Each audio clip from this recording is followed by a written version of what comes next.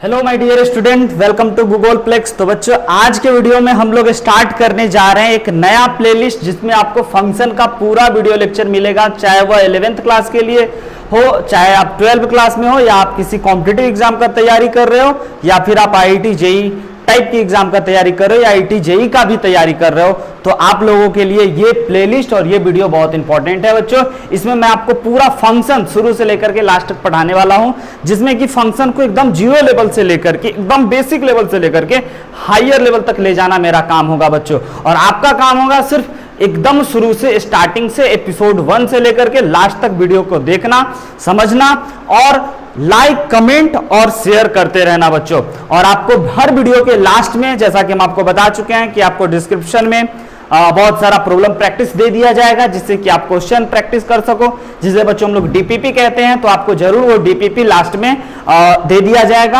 आपके डिस्क्रिप्शन में एक लिंक होगा, उस पर आप क्लिक करके डाउनलोड करके प्रॉब्लम प्रैक्टिस कर सकते हैं। तो बच्चों, हम लोग इसमें फंक्शन को पढ़ने वाले हैं। तो आइए फंक्शन पे कुछ बातें करते हैं। तो फंक्शन जो है बच्चों, वो एक बहुत इंपॉर्टेंट टॉपिक है पूरे कैलकुलस का।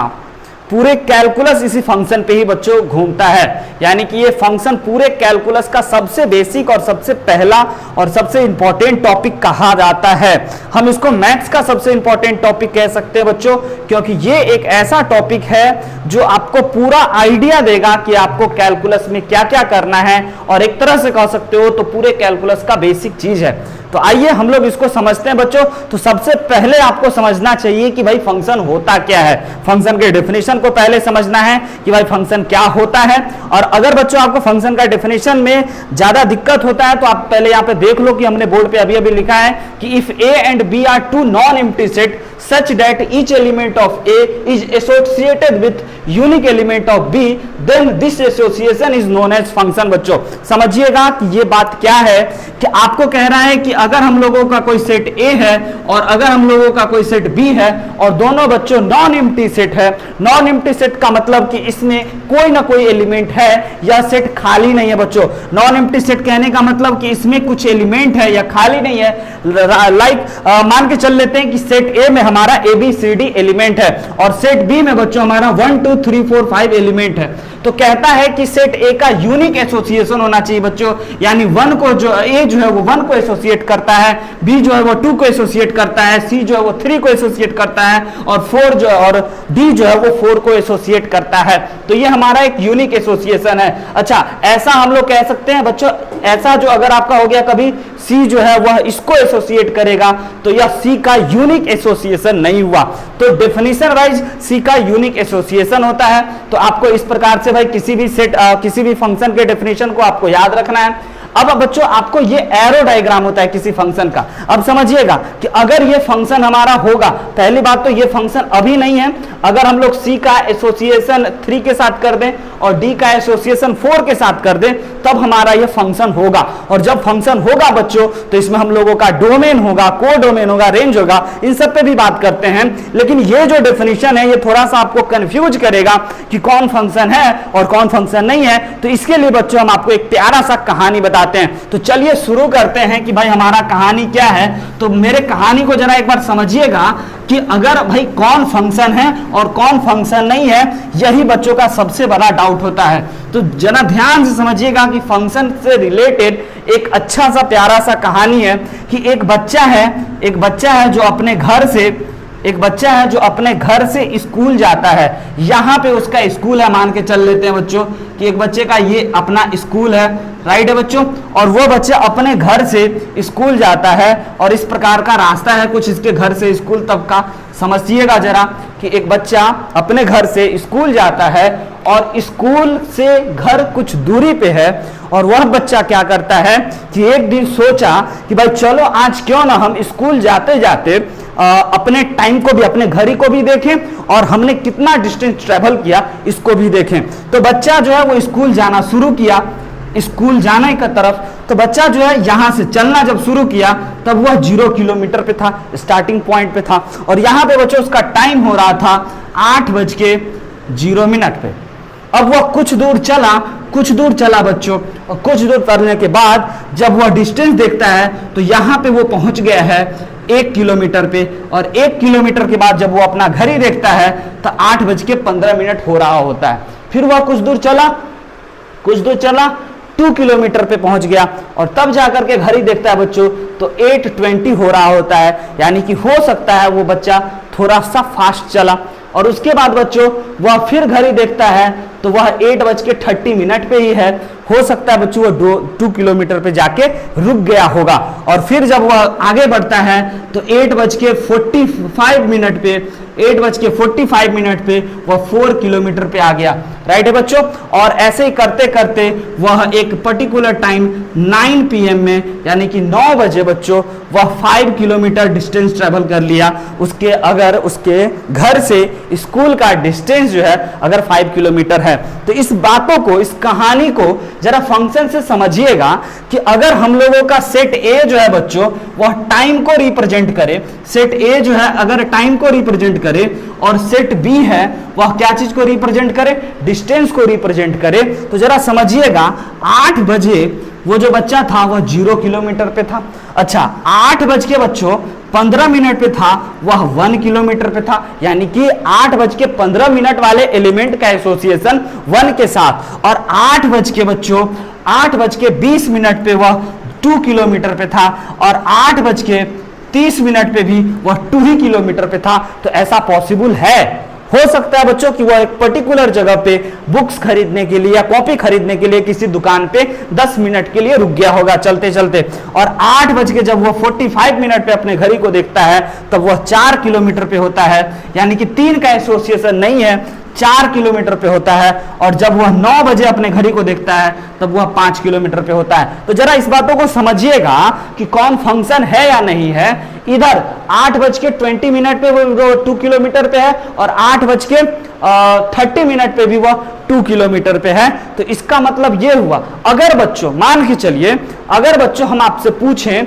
कि 8:15 पे वह 1 किलोमीटर पे भी था, और 8:15 पे वह 2 किलोमीटर पे भी था, तो कहोगे सर ऐसा नॉट पॉसिबल, क्योंकि या तो उसका सर घड़ी खराब होगा, या जिससे वो डिस्टेंस मेजर कर रहा होगा वह मशीन उसका खराब होगा। ऐसा बिल्कुल नहीं हो सकता है कि एक ही टाइम में 8:15 पे 1 किलोमीटर पे भी होगा और 8:15 पे 2 किलोमीटर पे भी होगा। तो ऐसा बिल्कुल पॉसिबल नहीं है कि एक ही टाइम पे एक इंसान 2 अलग अलग जगह होगा, और ऐसा बच्चों पॉसिबल है केवल फिल्मों में, और वो भी हॉलीवुड के सुपरमैन टाइप के फिल्मों में, ऐसा रियल लाइफ में पॉसिबल नहीं है। तो हम लोग कहेंगे कि ये जो चीज है, इस प्रकार का जब चीज आएगा तब हम लोग कहेंगे कि ये फंक्शन है। राइट है बच्चों। तो आप समझ सकते हो इसी डेफिनेशन को, इसी कहानी के जरिए आप किसी भी एरो डायग्राम में अगर इस प्रकार का एसोसिएशन दिया हुआ होगा बच्चों, तो आप इसको कह सकते हो कि कौन फंक्शन है और कौन फंक्शन नहीं है। समझिएगा, ये सेट बी का कुछ एलिमेंट हमने लिख दिया, ये सेट बी ए का और बी का कुछ एलिमेंट हमने लिख दिया, और 1 का एसोसिएशन बच्चे 5 के साथ, और 2 का एसोसिएशन बच्चों 5 के साथ। इसका मतलब समझिएगा कि हम 8:0 पे 0 किलोमीटर पे थे, और 8:15 पे भी 0 किलोमीटर पे थे।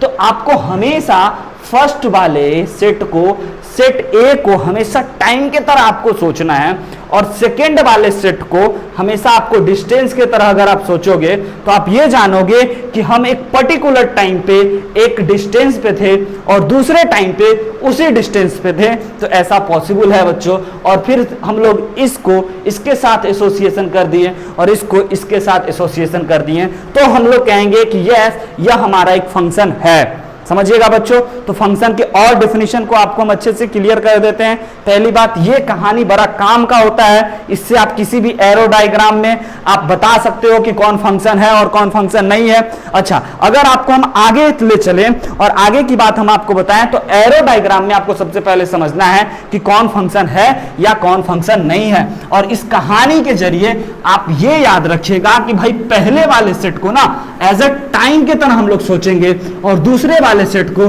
डिस्टेंस के टाइप से हम लोग सोचेंगे।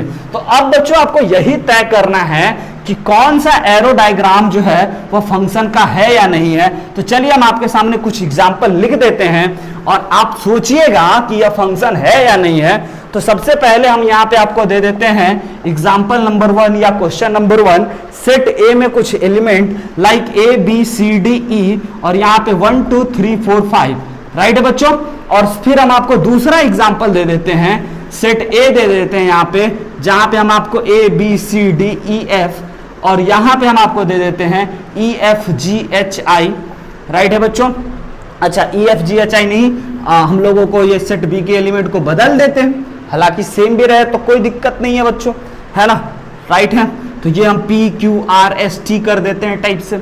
और समझिएगा तीसरे भी एग्जाम्पल आप जरा देख लीजिए कि हम आपको यहाँ पे कोई सेट ए दे दिए और सेट बी दे दिए और यहाँ पे 1 2 3 4 5 दे देते हैं और यहाँ पे 2 4 5 2 4 6 8 10 दे देते हैं। इस तरह से हम कोई भी एलिमेंट बच्चों अपने मन से सोच करके इसमें हम डाल दिए।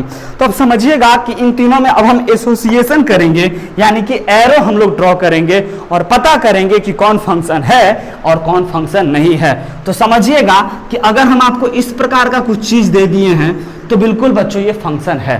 फंक्शन के लिए और आपको एक छोटी सी बात याद रखना पड़ेगा कि सेट ए का कोई भी एलिमेंट बच्चों खाली नहीं रहना चाहिए। सेट ए का कोई भी एलिमेंट खाली नहीं रहना चाहिए, किसी ना किसी से तीर निकलना चाहिए और सेट बी के यूनिक एलिमेंट को एसोसिएट करना चाहिए। अब देखिए जैसे कि हमारा सेट ए हो गया, ये इसको ये इसको ये इसको ये इसको ये इसको ये इसको एसोसिएट करेगा तो भी बच्चों ये फंक्शन होगा।